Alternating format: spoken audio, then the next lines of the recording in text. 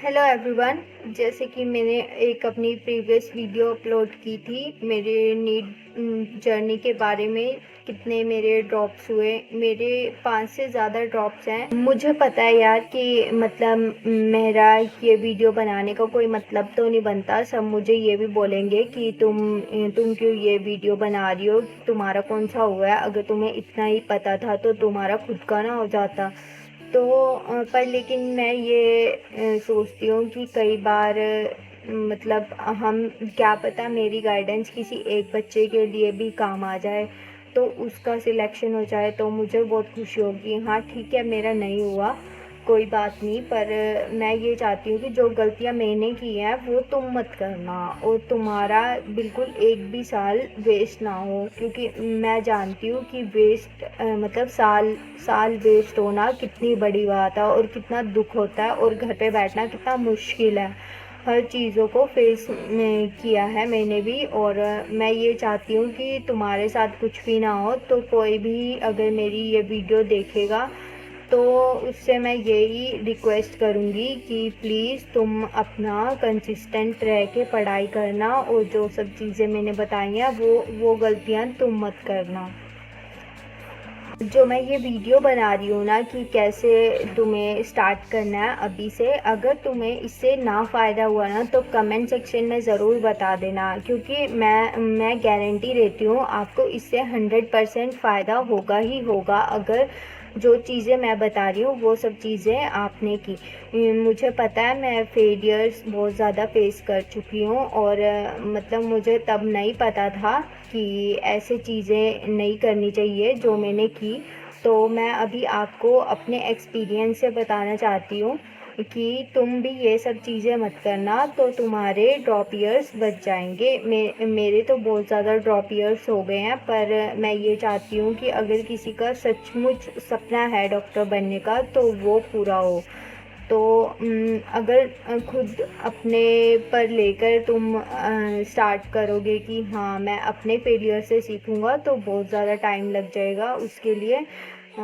तो अभी इतना टाइम तो है नहीं, सिर्फ 9 महीने बचे हैं। तो प्लीज़ जो मैं बता रही हूँ उन सब चीज़ों को फॉलो कर लेना। अगर नहीं हुआ ना तो तुम मुझे बोल देना, कमेंट्स में बोल देना कि हाँ आपने ऐसा बताया था, हमने किया और फिर भी मेरे मार्क्स इम्प्रूव नहीं हुए। गलती मेरी ये थी कि मैं लेक्चर्स अटेंड करती थी, मतलब मेरा सारा टाइम लेक्चर्स में ही चला जाता था। मैं प्रॉपर रिवाइज़ नहीं कर पाती थी। तो सबसे पहले ये गलती मत करना। अगर तुम कोई भी लेक्चर देख रहे हो तो तुम उसको डेली उसी टाइम ही रिवाइज़ कर लो, ऐसे कल पे मत छोड़ना। और बायो में तो देखो 360 में से 360 लाने ज़रूरी हैं अगर तुमने नीट को क्लियर करना है। पर हर कोई बोलता है कि एनसीईआरटी पढ़ो, बस एनसीईआरटी चाहे 20-25 बार पढ़ो तुम्हारे बायो में 360 मार्क्स आ जाएंगे। पर मैंने खुद ने स्टार्टिंग में ऐसा ही किया। मैं सिर्फ एनसीईआरटी पढ़ती थी, पर लेकिन उसको पढ़ने के साथ साथ उसका एक एक लाइन समझना बहुत ज़्यादा ज़रूरी है। अगर तुम्हें वो लाइन नहीं समझ आएगी तो तुम्हें कोई चाहे तुम 50 बार पढ़ लो तब भी तुम्हें एनसीईआरटी याद नहीं होगी। तुम्हें लाइनें रट जाएंगी कि हाँ ये वाली लाइन इससे इंटरलिंक्ड है, पर तुम्हें उसका एग्जैक्ट मीनिंग नहीं पता होगा। तो इसके लिए तुम किसी एक टीचर को प्रॉपर फॉलो कर लो। मैं डॉक्टर ऋषभ सर को रेकमेंड करूँगी अगर तुम बायो करना चाहते हो। उन्होंने पूरा इसे डिटेल में पढ़ाया होता है। लेक्चर यूट्यूब पे भी वीडियोस मतलब उनकी प्रॉपर अपलोड हो रही हैं, तो तुम उनसे कर सकते हो। तो जो केमिस्ट्री है उसके लिए सबसे बड़ी गलती मैंने ये की थी। केमिस्ट्री में मैं हमेशा फ़िज़िकल से स्टार्ट करती थी। तो फ़िज़िकल इतना टाइम कंज्यूमिंग है मेरे लिए, जहाँ मैंने बहुत ज़्यादा टाइम फ़िज़िकल को दिया। मतलब नवंबर दिसंबर तक मैं फ़िज़िकल ही करती रहती थी, फ़िज़िकल केमिस्ट्री। फिर मैं सोचती थी कि इनऑर्गेनिक और ऑर्गेनिक तो रटने का है, वो मैं एंड टाइम में कर लूँगी। पर लास्ट 2-3 महीने पहले इतना ज़्यादा प्रेशर हो जाता है दिमाग पे कि वो हम उसको याद करते हैं, मतलब कोशिश करते हैं याद करने की, पर वो याद नहीं रहता। तो सबसे पहले मैं तुमको ये कहूँगी कि ऑर्गेनिक और इनऑर्गेनिक से स्टार्ट करो, और उसको धीरे धीरे करके रोज़ पढ़ना बहुत ज़्यादा ज़रूरी है, तभी तुम्हारे दिमाग में वो सब चीज़ें फिट होंगी। अब बारी आती है फ़िज़िक्स की। फ़िज़िक्स में मैंने प्रॉपर लेक्चर के नोट्स बनाए, तो 2.5 घंटे का लेक्चर होता था, तो 3 साढ़े 3 घंटे उसको प्रॉपर लिखने में विद क्वेश्चन और आंसर लग जाते थे। तो फिर उसके बाद डीपीपीज़ करने का टाइम नहीं मिलता था और मैं ज़्यादा क्वेश्चन प्रैक्टिस भी नहीं कर पाई। तो तुम ये गलती मत करना। और एक सबसे बड़ी गलती ये होती है कि हम पीवाईक्यूज़ बिल्कुल एंड में लगाना स्टार्ट करते हैं, जब 2-3 महीने रह जाते हैं नीट के लिए।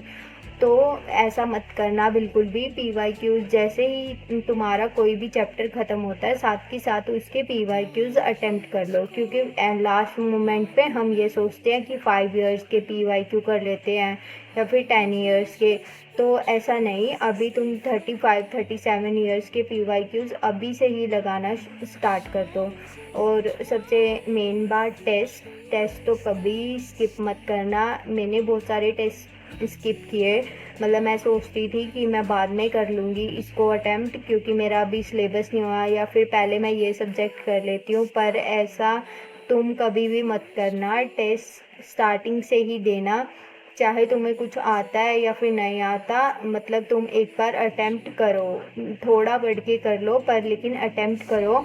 फिर उसी चैप्टर को दोबारा से पूरा रिवाइज करने के बाद दोबारा टेस्ट को अटेम्प्ट करो। ऐसे करके तुमने सारा अभी से ही प्लान करके रखना है, तब तुम श्योर तुम्हारा सिलेक्शन हो जाएगा। मुझे पता है मेरा नहीं हुआ, क्योंकि मैंने ये सब चीज़ें नहीं की। अगर मैं ड्रॉप लूँगी तो मैं इन्हीं सब चीज़ों से दोबारा स्टार्ट करूँगी, मतलब ये जो मैंने गलतियाँ की हैं वो मैं दोबारा नहीं करूँगी। तो ये थी मेरी video. Thank you so much.